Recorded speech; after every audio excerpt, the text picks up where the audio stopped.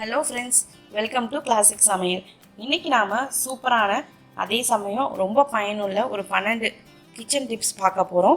இது எல்லாமே நான் யூஸ் பண்ணி எனக்கு சாட்டிஸ்ஃபைடாக ஃபீல் பண்ணுது.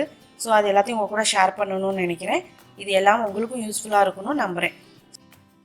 ஸோ டிப் நம்பர் 1 நம்ம பார்க்கலாம். நார்மலாக கிச்சனில் ஏதாவது ஒரு பொருள் வாங்குகிறோம் அப்படின்னா அதை பிரித்ததுக்கப்புறமா அதில் இருக்க பாதி பொருளை சில சமயம் ஸ்டோர் பண்ணுற மாதிரி இருக்கும். அந்த மாதிரி ஸ்டோர் பண்ணணும்னு நீங்கள் நினைக்கும் போது உங்கள் கையில் ரப்பர் பேண்டோ இல்லை அந்த பேப்பரை லாக் பண்ணுற கிளிப்போ எதுவும் இல்லை அப்படின்னா நீங்கள் என்ன பண்ணுறீங்கன்னா, நான் காமிக்கிற மாதிரி அந்த கவரை ஃபோல்ட் பண்ணிக்கோங்க. ஃபஸ்ட்டு நீங்கள் இது கார்னரில் கட் பண்ணாலும் சரி, நான் காமிச்ச மாதிரி ஹரிசாண்டலாக கட் பண்ணியிருந்தாலும் சரி, எப்படி கட் பண்ணியிருந்தாலும் இந்த மாதிரி நீங்கள் ஃபோல்ட் பண்ணிக்கலாம். பண்ணிவிட்டு அதை அந்த மாதிரி ட்ரையாங்குலர் ஷேப்பில் மடித்ததுக்கப்புறமா திருப்பி போட்டு இந்த மாதிரி ஃபோல்ட் பண்ண ஆரம்பிங்க. நான் சொல்கிறத விட உங்களுக்கு பார்த்தா நல்லாவே புரியும். ஸோ இந்த மாதிரி ஃபோல்ட் பண்ணிவிட்டு இந்த 2 எண்டையும் அழகாக இந்த மாதிரி மடித்து விட்டுருங்க. இது ஒரு நல்ல ஏர்லாக் பேக்கிங்கு. ஸோ இதனால நீங்கள் ஃப்ரிட்ஜில் வச்சா கூட அந்த மாய்ஸ்சர் உள்ளே போகாது, அந்த பொருளும் வீணாக போகாது. இது உங்கள் எமர்ஜென்சிக்கு உங்களுக்கு ரப்பர் பேண்டோ அதே மாதிரி எந்த ஒரு கிளிப்போ இது மாதிரி எதுவும் இல்லைன்னா உங்களுக்கு அந்த மிச்சம் இருக்க ப்ராடக்டை சீல் பண்ணுறதுக்கான ஒரு நல்ல உபயோகமான டிப்பு. இதை நீங்கள் அதே மாதிரி சின்ன பேக்கெட்டாக இருக்கட்டும் இல்லை பெரிய பேக்கெட்டாக இருக்கட்டும் எதுக்கு வேணாலும் நீங்கள் யூஸ் பண்ணிக்கலாம். அடுத்து பார்த்தீங்கன்னா டிப் நம்பர் 2. யூஸ்வலாக ஆப்பிள் வாங்கிட்டு நம்ம தோலை ஈஸியாக பீல் பண்ணிடுவோம். பட் அதில் என்ன பிரச்சனையாகும் அப்படின்னா, நீங்கள் கத்தியில் பீசஸ் போட்டதுக்கு அப்புறமா அந்த உள்ள சீட்ஸை ரிமூவ் பண்ணுறதுங்கிறது ஒரு பெரிய ப்ராசஸ். ஸோ அதை சிம்பிளிஃபை பண்ணுறதுக்கு என்ன பண்ணுறீங்கன்னா, இந்த மாதிரி பீலர், இதுதான் முதல்ல ரொம்ப ட்ரெண்டிங்கான பீலரு. இப்போ தான் நமக்கு பீலர்ஸ் நிறைய டைப்பில் வருது. அப்போல்லாம் தோல் உரிக்கிறதுக்கு இந்த பீலர் தான் இருந்துச்சு. ஸோ இந்த பீலரோட அந்த எண்டை நான் காமிக்கிற மாதிரி அந்த காம்பில் பியர்ஸ் பண்ணிக்கோங்க. அதை பியர்ஸ் பண்ணதுக்கப்புறமா இந்த மாதிரி லைட்டாக ரொட்டேட் பண்ணிவிட்டு இதை லேசாக அந்த மாதிரி ரிமூவ் பண்ணிங்க அப்படின்னா அந்த சென்டர் வெயினில் உள்ள அந்த சீட் பார்ட் மட்டும் அழகாக ரிமூவ் வந்துடும். பாருங்கள், இப்போ இந்த ஆப்பிள் கொஞ்சம் பெருசாக இருக்கிறதுனால அந்த பீலரால் ஃபுல்லாக போக முடியாது. ஸோ என்ன பண்ணுறீங்க அப்படின்னா, அதோட பேக் சைடும் அந்த பீலரை வச்சு பேலன்ஸ் இருக்க அந்த ஹாஃபில் உள்ள அந்த சீட் போர்ஷனையும் நம்ம ரிமூவ் பண்ண போகிறோம். அதே மாதிரி ரொட்டேட் பண்ணி இதை ரிமூவ் பண்ணிக்கோங்க. அவ்வளோதான், ஈஸியாக நீங்கள் சீட்ஸை ரிமூவ் பண்ணிடலாம். உங்களுக்கு உள்ளே இன்னும் எக்ஸஸாக சீட்ஸ் தெரிஞ்சுது அப்படின்னா அதே மாதிரி லைட்டாக வச்சு இதில் நாம் எந்த ஒரு ஃப்ளஷ் பார்ட்டும் வேஸ்ட் ஆகாது. இதுக்கப்புறமா நீங்கள் எப்போதும் போல் இதை நாம் டிஸ்கார்ட் பண்ணிடலாம். இதுக்கப்புறமா நீங்கள் எப்போதும் போல் அந்த தோலை இதே பீலரை வச்சு ரிமூவ் பண்ணிக்கோங்க. பண்ணிவிட்டு இதை நீங்கள் எப்போதும் போல் ஸ்லைஸ் பண்ணிக்க வேண்டியது தான். நான் உள்ளே உங்களுக்கு கட் பண்ணி காமிக்கிறேன். பாருங்கள், எவ்வளோ நீட்டாக க்ளீனாக ரிமூவ் ஆகிருக்கு பார்த்தீங்களா? ஸோ இது இந்த ஆப்பிளுக்கு மட்டும்தான் நீங்கள் யூஸ் பண்ணணும்னு அவசியம் இல்லை. பேரிக்காய் இந்த மாதிரி சென்டர் வெயினில் சீட்ஸ் உள்ள எல்லா ஃப்ரூட்ஸ்லையும் நீங்கள் யூஸ் பண்ணிக்கலாம். இந்த பீலர் ரொம்ப சீப் தான், எக்கனாமிக்கல் தான். இது பழைய மாடல் பீலர் தான். உங்களுக்கு இந்த பீலர் வேணும்னா அதுக்குரிய அமேசான் லிங்க்கையும் நான் கீழே டிஸ்கிரிப்ஷனில் கொடுக்குறேன், நீங்கள் போய் வாங்கிக்கலாம். அடுத்து பார்த்தீங்கன்னா டிப் நம்பர் 3. யூஸ்வலாக ரப்பர் பேண்ட்ஸ் இருக்குது பார்த்தீங்களா, கிச்சனில் நம்ம பேக்கிங் பண்ணுறதுக்காக வச்சுருப்போம். இந்த ரப்பர் பேண்ட்ஸ் அப்படியே போட்டிங்க அப்படின்னா அது அப்படியே மெல்ட் ஆகி ஒன்றோட ஒன்று ஒட்டி வீணாக போயிடும். ஸோ அந்த மாதிரி ஆகாமல் இருக்கணும் அப்படின்னா எந்த பாக்ஸில் நீங்கள் ரப்பர் பேண்டை போட்டு வைக்க போகிறீங்களோ அந்த பாக்ஸில் இந்த மாதிரி கொஞ்சோண்டு டால்கம் பவுடர், முகத்துக்கு போடுற பவுடர், ஏதாவது ஒரு பவுடரை கொஞ்சம் போட்டுக்கோங்க. போட்டுட்டு இந்த ரப்பர் பேண்டை போட்டிங்க அப்படின்னா அந்த ரப்பர் பேண்ட்லாம் அந்த பவுடரில் கோட் ஆகிறதுனால ரொம்ப நாளைக்கு கிட்டத்தட்ட 2-3 வருஷம் வரைக்கும் அந்த ரப்பர் பேண்ட்ஸ் எதுவுமே ஆகாது. ஒன்றோட ஒன்று ஒட்டாமல் அப்படியே நீட்டாக இருக்கும். உங்களுக்கு எப்போ தேவைப்படுதோ நீங்கள் அப்போ யூஸ் பண்ணிக்கலாம். அடுத்து பார்த்தீங்கன்னா டிப் நம்பர் 4. இது என்னென்னா, நார்மலாக பார்த்தீங்கன்னா இட்லி மீதமாயிடுச்சுன்னா வீடுகளில் இட்லி உப்புமா தான் சிம்பிளாக பண்ணணும்னு நினைப்பாங்க. அந்த இட்லி உப்புமாவுக்கு அந்த இட்லியை அப்படியே உதுத்து விட்டீங்க அப்படின்னா ஒரு மாதிரி கட்டி கட்டியாக போயிடும். ஸோ என்ன பண்ணிங்கன்னா, காலையில் இட்லி ஊற்றி உங்களுக்கு மீதமாயிடுச்சு அப்படின்னா அந்த இட்லியை இந்த மாதிரி ஒரு பாக்ஸில் போட்டு ஃப்ரிட்ஜில் வச்சுருங்க. ஏன்னா நைட்டு தான் நீங்கள் இட்லி உப்புமா பண்ணுவீங்க. ஸோ அந்த இட்லியை நைட்டு செய்ய போகிறப்ப எடுத்து ஒரு பவுலில் மாற்றிட்டு கைகளை வச்சு உதுத்து விடுங்க. இந்த டயத்தில் நீங்கள் உதுத்து விடும்போது இட்லி எப்படி இருக்கும் பார்த்தீங்கன்னா, ரவா மாதிரி குருணையாக சூப்பரான டெக்ஸ்சரோடு இருக்கும்.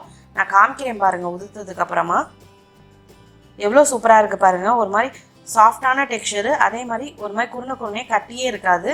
இதை நீங்கள் எந்த மெத்தடில் இட்லி உப்புமா உங்கள் ஸ்டைலில் பண்ணுவீங்களோ அதே ஸ்டைலில் செஞ்சு சாப்பிடுங்க. அந்த உப்புமாவே பார்த்தீங்கன்னா ரொம்ப உதிரியாக பொலன்னு அதே மாதிரி சாஃப்டாக இருக்கும். நீங்கள் வேணும்னா செய்யும் போது லேசாக தண்ணியாக தெளிச்சுக்கோங்க. தெளிச்சுட்டு செஞ்சிங்கன்னா போதும், ரொம்பவே சூப்பராக இருக்கும். அடுத்து பார்த்தீங்கன்னா டிப் நம்பர் 5. யூஸ்வலாக நான்ஸ்டிக் பணியாரக்கல்லில் பணியாரம் ஊற்றுனதுக்கப்புறமா நீங்கள் என்னதான் சோப் போட்டு கழுவினாலும் அந்த பிசுபிசுப்பு தன்மை போகாது. அப்போ என்ன பண்ணுறீங்க அப்படின்னா, இந்த மாதிரி ஒரு காட்டன் கிளாத்து அல்லது ஒரு டிஷ்யூ பேப்பரை வச்சு இந்த பணியாரக்கல்லை அடுப்பில் லோ ஃப்ளேமில் வச்சுக்கிட்டு துடைக்க ஆரம்பிங்க. அடுப்பில் லோ ஃப்ளேமில் இருக்கணும். அந்த சூட்டில் இந்த எண்ணெய் என்ன ஆகும்னா லேசாக இலகி வர ஆரம்பிக்கும், அந்த பிசு பிசுன்னு உள்ள எண்ணெயெல்லாம். ஸோ அந்த லோ ஃப்ளேமில் வச்சு நீங்கள் க்ளீன் பண்ண அந்த எண்ணெயெல்லாம் இலகி துடைக்க ரிமூவ் ஆயிரும். ஸோ இந்த மாதிரி நல்லா துடைச்சிக்கோங்க. கையை சுட்டுக்காமல் கவனமாக இருங்க. இந்த மாதிரி துடைச்சதுக்கு அப்புறமா இதை நல்லா அடுப்பை ஆஃப் பண்ணிவிட்டு ஆற விட்டுருங்க. இதை ஆறினதுக்கு அப்புறமா இன்னொரு தடவை ஒரு க்ளீனான கிளாத்தை வச்சு நல்லா துடைச்சிக்கோங்க. இந்த மாதிரி நீங்கள் துடைச்சி ஸ்டோர் பண்ணீங்க அப்படின்னா உங்கள் பணியாரக்கல்ல என்றைக்குமே சோப் போட்டு கழுவணுங்கிற அவசியமே கிடையாது. இந்த மாதிரி செய்கிறதுனால இதில் எந்த ஒரு பேட் ஸ்மெல்லோ எண்ணெய் பிஸ்கோ எதுவுமே இருக்காது. நான் லைட்டாக தொட்டு காமிக்கிறேன் பாருங்கள், அந்த கல்லில் கொஞ்சம் கூட எண்ணெய் பிஸ்கு இல்லை. ஸோ அந்தளவு நீட்டாக அந்த பணியாரக்கல் க்ளீன் ஆயிரும். அது மட்டும் இல்லாமல் இந்த கல்லோட லைஃப்பும் ரொம்ப நாளைக்கு வரும். ஏன்னா நான்ஸ்டிக் கல்லாம் சீக்கிரம் போயிருதுங்க, அப்படிலாம் கிடையாது. நீங்கள் எந்த மாதிரி மெயின்டைன் பண்ணுறீங்களோ அதுக்கு தகுந்த மாதிரி உங்களுக்கு லைஃப் வரும். அடுத்து பார்த்தீங்கன்னா டிப் நம்பர் 6. நார்மலாக இஞ்சி பூண்டு அரைக்கிறதுலே ஒரு பிரச்சனை என்னன்னு பார்த்தீங்கன்னா பூண்டு உரிக்கிறது தான். அந்த பூண்டோட தோல் உரிக்கிறதுங்கிறது ஒரு பெரிய ப்ராசஸ். ஸோ என்ன பண்ணுறீங்க அப்படின்னா, இந்த மாதிரி இஞ்சியை எப்போதும் போல் ஆட் பண்ணிக்கோங்க. ஆட் பண்ணிவிட்டு இந்த பூண்டை என்ன பண்ணுறீங்கன்னா ஒரு 5 நிமிஷம் தண்ணியில் போட்டுட்டு நல்லா அலசி எடுத்துக்கோங்க. தோலெல்லாம் உரிக்க வேணாம். அப்படியே இதை எடுத்து நீங்கள் மிக்ஸி ஜாரில் இஞ்சியோடு சேர்த்துக்கோங்க. சேர்த்துட்டு நீங்கள் அப்படியே அரைக்க வேண்டியது தான். சேர்த்துட்டு இப்போது இதில் கொஞ்சமாக கல்லுப்பு சேர்த்துக்கோங்க. சேர்த்து இதை நீங்கள் எப்போதும் போல் அரைக்கிற மாதிரி தண்ணி சேர்க்காமல் அரைச்சி எடுத்துக்கோங்க. பாருங்கள் எந்த அளவுக்கு நான் ஸ்மூத்தாக அரைக்கிறேன்னு. இந்த தோலை உரிக்காததுனால ஒன்று டைம் சேவ் ஆகும், ரெண்டாவது பார்த்தீங்கன்னா இந்த தோலில் விட்டமின் A, C, E எல்லாமே இருக்குது. அது மட்டும் இல்லாமல் அந்த முதிர்ச்சி தன்மையை குறைக்கக்கூடிய ஆன்டி ஆக்சிடென்ட்ஸுங்கிற அந்த சப்ஸ்டன்ஸும் அதிகமாக இருக்குது. பூண்டை மட்டும் யூஸ் பண்ணும்போது தோலோடு யூஸ் பண்ணுங்கள். ஏன்னா ரசத்துக்கே தோலோட தட்டி போட சொல்லுவாங்க. ஸோ சட்னி எதுவாக இருந்தாலும் அந்த மாதிரி யூஸ் பண்ணுங்கள். அதே மாதிரி இதை ஒரு கண்டெய்னரில் ஸ்டோர் பண்ணும்போது இந்த இஞ்சி பூண்டு பேஸ்ட்டுக்குன்னு ஒரு ஸ்பெசிஃபிக்காக ஒரு ஸ்பூனை போட்டே ஸ்டோர் பண்ணிட்டீங்க அப்படின்னா மற்ற ஸ்பூனெல்லாம் யூஸ் பண்ணாததுனால உங்களுக்கு கிட்டத்தட்ட 20 to 25 நாள் வரைக்கும் கெட்டு போகாமல் அப்படியே இருக்கும். அடுத்து பார்த்தீங்கன்னா டிப் நம்பர் 7. நார்மலாக வெள்ளரிக்காய் வந்து நாட்டு வெள்ளரிக்காய் இருந்தால் அப்படியே வாங்கி தோலோடையே சாப்பிடுவோம். பட் இந்த ஹைப்ரிட் வெள்ளரிக்காய் என்ன ஆகும் அப்படின்னா தோல் ஹார்டாக இருக்கும். First point. சம்டைம்ஸ் இந்த வெள்ளரிக்காய் என்ன ஆகும்னா கசக்கும். நிறையா பேருக்கு இந்த அனுபவம் இருக்கும். அந்த கசப்புக்கு காரணம் என்ன, அதை எப்படி ரிமூவ் பண்ணுறதுன்னு பார்க்கலாம். இதை ஃபஸ்ட்டு ரிமூவ் பண்ணுறது என்ன பண்ணுறீங்கன்னா, இந்த மாதிரி 2 எண்டையும் கட் பண்ணிக்கோங்க. கட் பண்ணிவிட்டு அந்த எண்டையே வச்சு அந்த வெள்ளரிக்காயை லைட்டாக ஸ்க்ரப் பண்ணுங்கள். அந்த 2 எண்ட்லேயும் இந்த மாதிரி ஒரு ஒயிட் கலரில் ஜெல் மாதிரி ஒரு சப்ஸ்டன்ஸ் வரும். இந்த சப்ஸ்டன்ஸ் தான் மெயினாக அந்த வெள்ளரிக்காய்க்கு கசப்புக்கு காரணம். நீங்கள் அப்படியே நறுக்கும்போது என்ன ஆகும்னா இந்த கசப்பு வந்து ஃபுல்லாக அந்த வெள்ளரிக்காயில் அந்த கத்தி மூலியமாக பரவி உங்களுக்கு ஃபுல்லாக கசக்கும். அதனால் என்ன பண்ணிங்கன்னா இந்த மாதிரி நல்லா ஸ்க்ரப் பண்ணி அந்த ஒயிட் ஜெல்லை ரிமூவ் பண்ணிடுறோம். ரிமூவ் பண்ணிவிட்டு எப்போதும் போல் இந்த ஹார்டாக இருக்க தோலை பீலரை வச்சு ரிமூவ் பண்ணிக்கோங்க, பீல் பண்ணிக்கோங்க. இதை பீல் பண்ணதுக்கப்புறமா கத்தி அதே மாதிரி வெள்ளரிக்காய் 2யுமே நல்லா வாஷ் பண்ணிவிட்டு அதுக்கப்புறமா நறுக்குனீங்க அப்படின்னா கொஞ்சம் கூட இதில் கசப்பு இருக்காது. யூஸ்வலாக முன்னாலாம் என்ன சொல்லுவாங்கன்னா அந்த வெள்ளரிக்காய் கசப்புக்கு காரணம் வந்து அந்த காயை வந்து விஷப்பாம்பு இந்த மாதிரி ஒரு தீண்டினதுனால தான் அப்படிம்பாங்க. பட் அதெல்லாம் ஒன்றும் இல்லைங்க. இதுக்கு காரணம் அந்த சப்ஸ்டன்ஸ் தான், வேறு ஒன்றும் கிடையாது. அடுத்த டிப் நம்பர் 8. உங்கள் வீட்டில் கத்தி வந்து அந்த ஷார்ப்னஸ் போயிடுச்சு அப்படின்னா யூஸ்வலாக அலுமினியம் ஃபாயிலில் கட் பண்ணுங்கள் இந்த மாதிரிலாம் சொல்லுவாங்க டிப்ஸு. பட் அதெல்லாம் வேணாம். இங்கே பாருங்கள், நான் கொப்பரைக்காயே நான் நறுக்கி காமிக்கிறேன். பட் அது வந்து கட் ஆகலை. அதுக்கு நீங்கள் என்ன பண்ணுங்கள், எல்லார் வீட்லேயும் இருக்கக்கூடிய ஒரு அத்தியாவசியமான ஒரு பொருள் தான் இது. என்னென்னு பார்த்தீங்கன்னா பீங்கான் பொருள். கண்டிப்பாக ஏதாவது உப்பு போடுற ஜாடி இல்லை ஊறுகாய் போடுற ஜாடி இல்லை கப்பு எதுனாலும் கண்டிப்பாக ஒன்றாவது பீங்கானில் வச்சுருப்பீங்க. ஸோ அந்த பீங்கான் பொருளை வந்து இந்த மாதிரி திருப்பி போட்டு அதோட பேக் சைடில் இந்த கத்தியை நல்லா ஸ்க்ரப் பண்ணிக்கோங்க. இது கிட்டத்தட்ட சாணம் பிடிக்கிறது, அதாவது தீட்டுறதுமாங்க கத்தியை. அந்த மாதிரி பண்ணுறதுக்கு ஈக்குவலான மெத்தட் தான். ஸோ அதை நல்லா அந்த மாதிரி பண்ணிவிட்டு கட் பண்ணி பாருங்கள், உங்கள் கத்தி ஜம்முன்னு கட் பண்ணும். ஸோ இதுக்கு நீங்கள் அலுமினியம் ஃபாயில் இந்த மாதிரிலாம் தேவைப்படுறதில்ல, வீட்டில் இருக்க ஒரு பீங்கான் பொருளே போதும். அடுத்து பார்த்தீங்கன்னா டிப் நம்பர் 9. இது என்னன்னு பார்த்தீங்கன்னா யூஸ்வலாக கடையில் பன்னீர் வாங்கிட்டு அதில் பாதி யூஸ் பண்ணிவிட்டு இன்னொரு பாதியை வேறு எதுக்காவது யூஸ் பண்ணலான்னு வைப்பீங்க. பட் அது என்ன ஆகும்னா அந்த கவர்லேயே போட்டு வச்சிங்க அப்படின்னா அது ஒரு மாதிரி மஞ்சள் கலரில் மாறிடும். அது இல்லைன்னா சம்டைம்ஸ் ஃபங்கஸ் கூட ஃபார்ம் ஆயிடும். அந்த மாதிரி ஆகக்கூடாது அப்படின்னு நினச்சிங்கன்னா அந்த எக்ஸஸாக இருக்க பன்னீரை இந்த மாதிரி ஒரு பாக்ஸில் போட்டுக்கோங்க. போட்டுட்டு இதில் நார்மலாக சுத்தமான தண்ணி, குடிக்கிற தண்ணியும் ஊற்றிக்கோங்க. ஒரு கிளாஸ் ஊற்றிட்டு இதில் கிட்டத்தட்ட 1 டேபிள் ஸ்பூன் அளவுக்கு உப்பு சேர்த்துக்கோங்க. சேர்த்துட்டு திருப்பி இன்னொரு கிளாஸ் இது மூழ்கிற அளவுக்கு தண்ணி ஊற்றிக்கோங்க. ஊற்றி இந்த பாக்ஸை நீங்கள் மூடி ஃப்ரிட்ஜில் வச்சிடலாம். அந்த மாதிரி வச்சிங்க அப்படின்னா அதில் சொல்லியிருக்க மாதிரி அந்த எக்ஸ்பைரி டேட் வரைக்கும் இது எதுவுமே ஆகாது, ஃப்ரெஷ்ஷாகவே இருக்கும். நீங்கள் எப்போனாலும் எடுத்து யூஸ் பண்ணிக்கலாம். அடுத்து டிப் நம்பர் 10. யூஸ்வலாக இப்போ வாங்குற பொடலங்காயில் பார்த்தீங்கன்னா அந்த தோல் வந்து ஹார்டாக இருக்கும். அதனால் என்ன பண்ணுறீங்க அப்படின்னா இந்த மாதிரி சொரன்னு இருக்க கத்தி இருக்குது பார்த்தீங்களா, அதை வச்சு இந்த தோலை வந்து இந்த மாதிரி க்ளீன் பண்ணுங்கள். ஏன் இந்த மாதிரி தோல் ஹார்டாக இருக்கிறதுனால என்ன ஆகுது அப்படின்னா, நீங்கள் வந்து பொடலங்காய் செய்யும்போது அது ஹார்டாக இருக்கும், அதே சமயம் பார்த்தீங்கன்னா சீக்கிரம் வேகவும் வேகாது. பட் இதுக்கு முன்னாடி நம்ம தோட்டத்தில் போடுற பொடலங்காயெல்லாம் பார்த்தீங்கன்னா ரொம்ப சாஃப்டாக இருக்கும், இந்த மாதிரி ஹார்டாலாம் இருக்காது. பட் இப்போ ஃபர்டிலைசர் கெமிக்கல் இதெல்லாம் யூஸ் பண்ணுறதுனால இந்த தோல் ரொம்ப ஹார்டாக இருக்குது.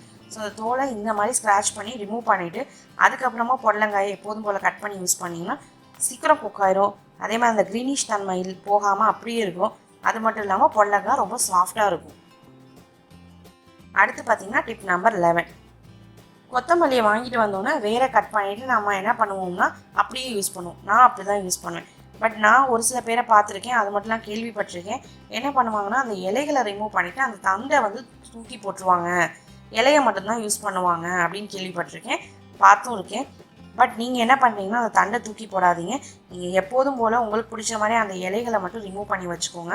அந்த தண்டை என்ன பண்ணுறீங்கன்னா யூஸ்வலாக அரைக்கிற தேங்காய் சட்னி இருக்குது பாருங்கள், தேங்காய் பொட்டுக்கடலை பச்சை மிளகா இதெல்லாம் போட்டு அரைக்கும்போது இந்த தண்டையும் அதோட சேர்த்து போட்டு அரைச்சிங்க அப்படின்னா அவ்வளோ வாசமாக கொத்தமல்லி சட்னி மாதிரியே இருக்கும்.